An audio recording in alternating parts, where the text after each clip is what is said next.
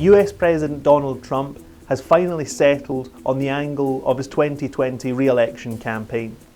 He will combine attacks on demands for economic and social reforms with the demonization of racial minorities in the United States. He has made this line of argument concrete with his attacks on 4 US Congresswomen, all US citizens from minority communities, who he has said should leave the US and go back to their own countries.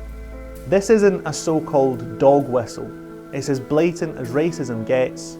Trump knows it, and so do his hardcore supporters. For Trump, demands for a Green New Deal, wage growth, and justice for migrants from the likes of Ocasio-Cortez are synonymous with her status as a foreign racial element.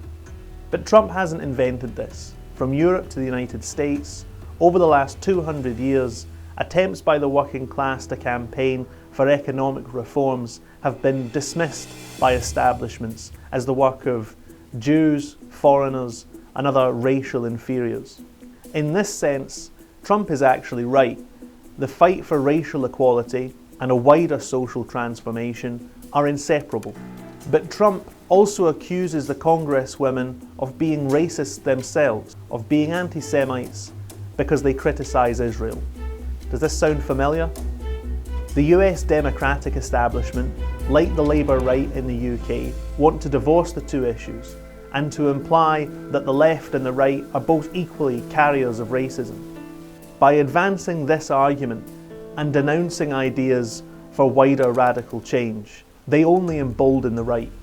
Those who style themselves centrists must now choose their side. Pretending that there is a virtuous third corner in this fight is self-serving and reckless. There can be no solidarity with those who suffer racist oppression, unless there is also an assault upon the power and the wealth that people like Trump represent.